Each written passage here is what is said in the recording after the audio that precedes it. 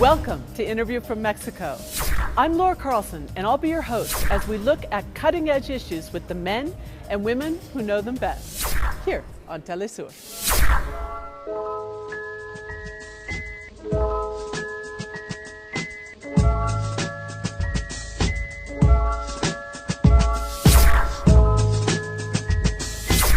Few people have their fingers on the pulse of contemporary life the way journalists do. They're not only our messengers and our spokespersons, they're also our analysts and interpreters of new realities. In Mexico, we're constantly facing new and complex realities, and we can't rely on mainstream media and sound bites to explain them, or even sometimes to report them. In this context, we depend on investigative journalism to break through the barriers of power, to expose the lies, and to better reflect the changing world we live in. To talk about investigative reporting and the situation today in Mexico, we're very pleased to have with us today Jose Reveles, an author and a journalist and an expert in issues of national security. Thanks so much for being with us today, Jose. Thank you very much. Many people are saying that there's a crisis of security in Mexico today. With your long experience of looking at these issues within the country, would you say that this is a crisis situation we're facing right now? Absolutamente, y es una crisis largamente Absolutely, anunciada. and it's a long-announced crisis. There have been a series of phenomena that have created tension in the country, but there was an event that are now two, but one that principally provoked this collective rage, the suspicion on the part of society toward the authorities, which was the attack in Iguala the night of September 26th and 27th, where 6 persons were killed, and I think a dozen and a half of them were injured. And 43 young men studying to be teachers disappeared, and are still disappeared to this date. No one believes the version of the authorities regarding their fate. The authorities say that they were kidnapped, assassinated, and then cremated, and that their remains were thrown into the river. But the Attorney General says that this is the historic truth of the matter, and yet you think that it's not a believable story. It's very pretentious to say this is the historic truth, because he himself recognizes that there still isn't a ministerial truth from the judicial investigation, on the one hand. And on the other hand, the version that they have given us in 2 videos, with just the version of the supposed criminals, is very hard to believe, because it's a place where you can't carry out this burning of 43 persons, where the reduction to just unrecognizable ashes, even from the University of Innsbruck in Austria, is very hard to believe, and especially because there is no in-depth investigation, but instead they just accept as fact what the criminals are saying. Now they are saying that it was under torture. This is terrible because it's an accusation against the government. Submit people to torments, to torture, so they confirm a predetermined truth that they themselves established. And it creates less credibility for everything that the government says about it. They're very angry. They've gone first to the Inter-American Human Rights Commission, and now at this moment representatives of the parents of these young people considered disappeared, as long as there isn't a credible version, are in the UN trying to get an international investigation rather than the national investigation, in which they have no confidence. Well, so if the case of Ayotzinapa was what brought this situation to the attention of the public, it's not just Guerrero or Iguala, it's also Michoacán, it's Tlatlaya in Mexico State. What are the factors that have contributed to this crisis that has a characteristic in common, which is the direct involvement of the state? Yes, they let organized crime grow to the point of taking over the municipalities. Not just taking over by corrupting the mayor or the city councils, but also so that the mayors took office from organized crime, under the banner of a political party taking the office. Now, not in complicity with organized crime, but with organized crime governing as the authority. This is what the Attorney General just said. That is, criminals, hitmen, dressed as police, armed, and crime chiefs, heads of mafias, converted into mayors or public officials. convertidos en alcaldes. This is what has happened. And we are on the point of new elections, which is very serious what has happened and what can continue to happen. That is, the purchase of power with illicit money obtained through the trafficking of drugs, from extortion, from human trafficking, from exploitation without mercy of migrants, etc., etc. 21 crimes of organized crime. Well, this has serious implications for the upcoming elections. We've seen similar situations like in Colombia, where they have the narco politics and they've had to carry out processes to try to purge the political system of this. But what do you think will happen in the elections if this situation continues? Can it be fixed? Creo que no se puede arreglar de la noche a la mañana. I think it can't be fixed from one day to another. It's gone too far. There's too much impunity, too much corruption, too much complicity between authorities and crime, and especially a lot of simulation. They simulate that the situation is getting better, but it's not better at all. Right now, they're discussing in Congress a legislative proposal to take away the municipal police force and give their jobs to 32 unified forces in each of the federal entities, and to a unified force at the federal level, supposedly to make them stronger. But what will happen is that these police, who will no longer have a job, will be converted openly into crime members. Many of them already are, but they will become even more, let's say, participants in issues of organized crime. And so I repeat, it's not just drug trafficking. That's just one among a series of them, of the 21 crimes. And so some of these even make more money, like trafficking women or migrants or minors. Migrantes o de menores de edad. Well, this is a problem that they've been talking about for a while, that deserters also from the armed forces oftentimes go over to organized crime. So we could be setting up a situation that leads to the state having trained and equipped many of these local police, then they're left without a job and they go straight to organized crime, taking all that knowledge with them. El gran problema es que se está llegando tarde a poner el The big remedio. problem is that they are coming in too late to solve the problem. Like they let various years go by without a solution. Then there was a change in parties, and one supposed that when the National Action Party came to govern in place of what they called the 70-year dictatorship of the Institutional Revolutionary Party, things would change. But they got worse. Why? Due to the form of an exclusively punitive model to combat organized crime without taking from them the financial structure, without breaking their political ties, without leaving them, let's say, isolated from the population and isolated from the economy. We don't know of any large confiscations of money or property, even of kingpins in jail like the Chapo Guzman. Follow the money. That's been a big theme of a lot of your books, and we're going to come right back to that point after a short pause.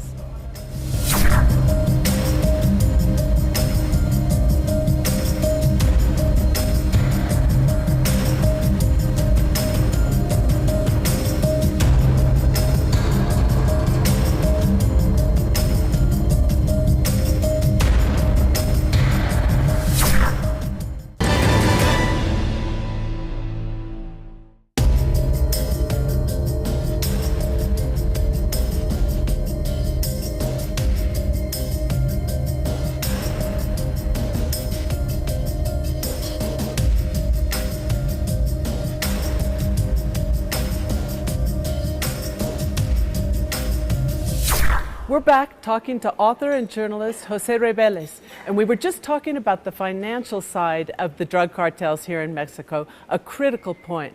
So let's go right back to that.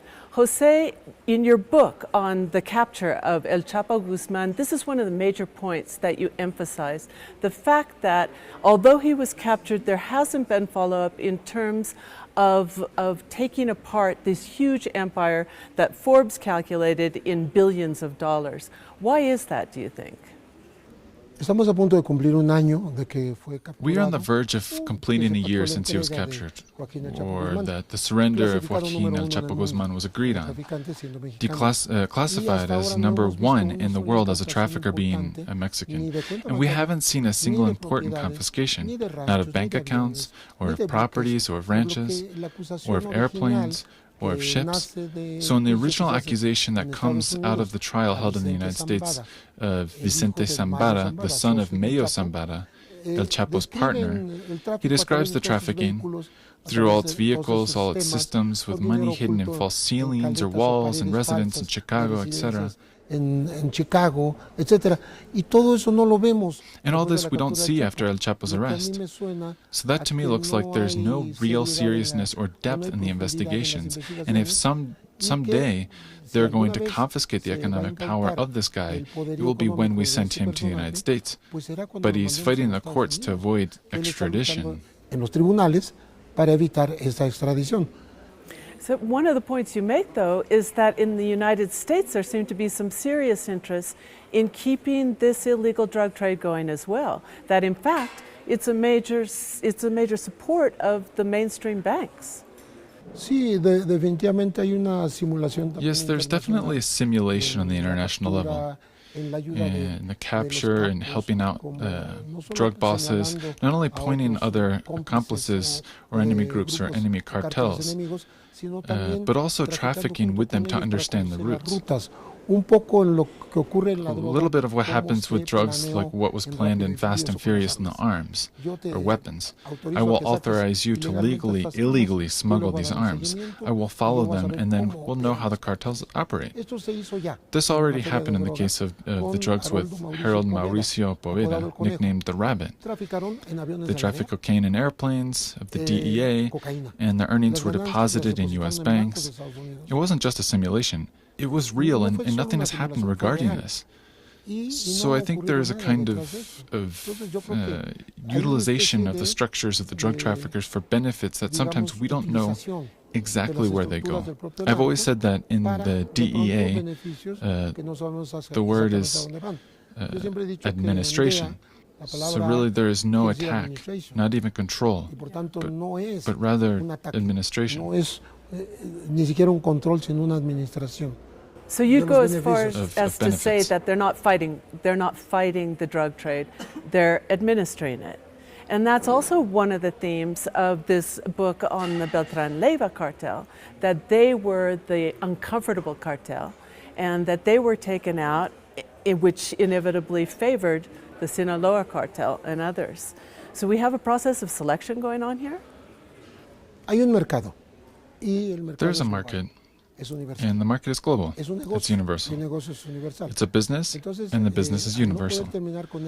So when they couldn't end it at one time through the war, the street confrontations, they turned to use elements of intelligence. But when you start looking at the lines of intelligence, you discover that the path through which you can make a lot of money. So we saw that in the case of the Iran-Contra, where Mexico played a very important role. Here they established the training camps in the fields that produced the industry of production of marijuana with Rafael Caro Quintero to make money, and with this money to promote the fight against the government in Nicaragua. This is historically known.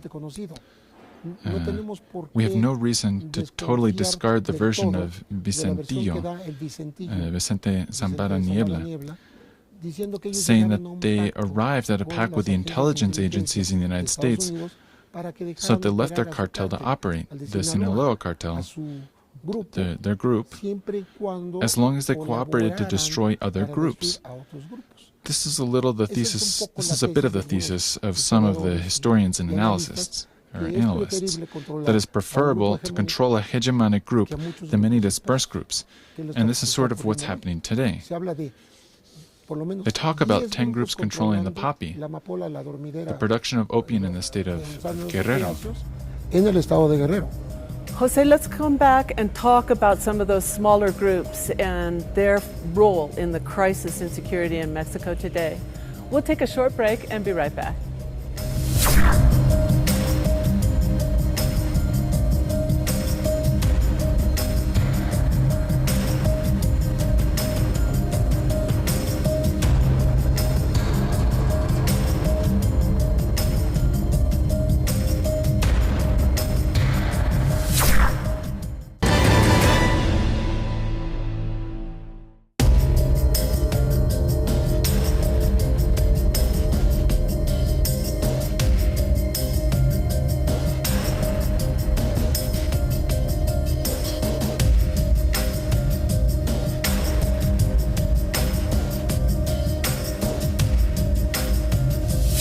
Welcome back to the Rosario Castellanos bookstore, where we're talking to the author and security specialist, Jose Reveles, about the situation of security here in Mexico, in particular the smaller groups that have been causing so much violence in the state of Guerrero and others. Jose, the small groups that we were talking about that are really splinter groups from these larger cartels that have taken hits from the government security strategy have become, in some places like Guerrero, the most dangerous of all to the citizens themselves. Why is that? Es una combinación de grupos pequeños y grupos. It's a combination of small groups and enormous groups that were there before. That is, it gets a little out of control. And what that implies is that it's much more difficult to combat them. Because the strategy, let's say, the Magna strategy of the federal government is a copy. They have the idea of creating a single federal police and 32 state police to leave the municipal police out of it, so they don't do the work against, because they don't do the work against crime. With this, they copy the model, and the model is a failed model to the degree that you don't have police that are nearby. You don't have knowledge of the community. A national gendarmerie that they don't even mention now, although it exists, it's an elite group that supposedly is going to resolve specific circumstances and situations of big problems. But its people don't know the place, and by not knowing the place, they can't operate correctly. Well, and also, I noticed that you said supposedly. So I'm going to give you a question from the devil's advocate. Students are saying it was the state. And what they're implying is that there's a level of complicity and collusion that's almost structural between the state and the drug cartels. Is the Mexican government really fighting crime now? Creo que la está combatiendo mal y selectivamente. I think it's fighting it badly and selectively. Since, not just from the administration of Peña Nieto, since the two past administrations of the National Action Party, they also used a kind of selective criteria to combat crime. They fight the most visible, the largest, the most media-worthy, the one that pays off in publicity, not in reality. They don't have a long-term vision. They have a short-term, right-now vision. They just have a paradigm of warrior punitive, as I call it, to fight with arms, weapons, and leave intact all the financial structures with local complicity, the purchase of arms, the purchase of armored vehicles, the participation of what they call hawks, which are systems of surveillance that they have to know who goes into the zone. They know perfectly well who are the strangers, what vehicles they travel in, and it's very easy that way to have zones close to the security of society itself and to the federal police as well. Today, the main article of the newspaper, in the Universal newspaper, has come out that we're talking about this, and it shows a pentagon with 27 municipalities, or 21 municipalities, of the state of Guerrero where they produce heroin.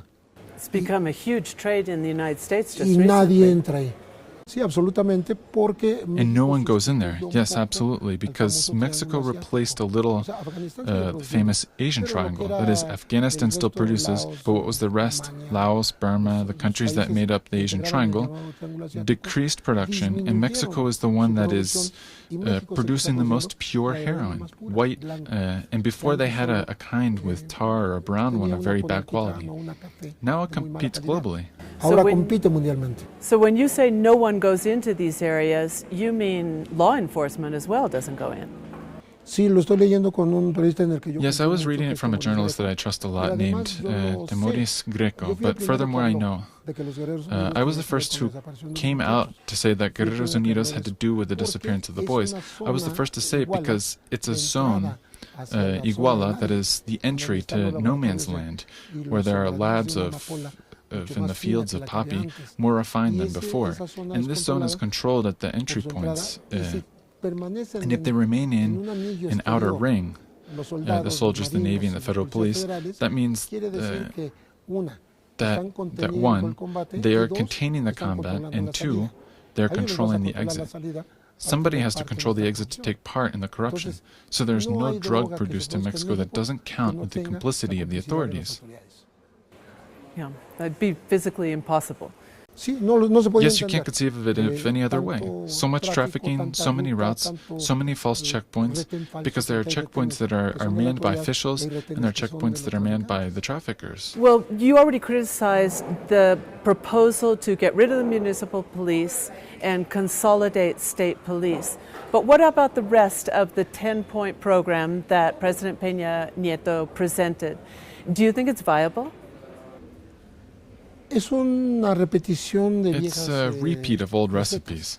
O sea, él no está That cambiando is, he's nada not changing anything substantially of what his predecessor Felipe Calderón did, which obviously was a huge failure. That is, Felipe Calderón even said in the United States that the police in Tamaulipas were police zetas, that is, policetas, that is, at the service of the cartel of these army deserters that are the zetas, and that they took the victims, the migrants, to their slaughter. This is what he said when they discovered the graves in San Fernando in Tamaulipas. And they helped to dig the graves. This is what they said back then. Today it's repeated, but with more emphasis, like saying that no one municipal police is reliable, that all of them are corrupted.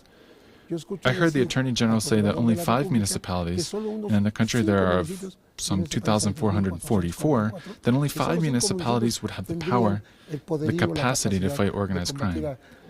It's a way of denigrating, criminalizing the municipalities to increase the federal and the state police. Well, yeah, how can a government actually separate itself from one of its 3 levels, municipal, state, and federal? And we've also seen a lot of evidence that there was prior knowledge even on the federal level of what was happening on the municipal level. So this separation, it seems to be a very difficult argument to sell to the people, no? It's difficult, but they manage it based on publicity. And because the first thing they say is that I'll blame you, to distribute the blame to the weakest link in such a way as to strengthen the states and the federation. And this implies who manages the money. That is, it's not, I'd say the war on drugs is also a business. There's way too much more money there.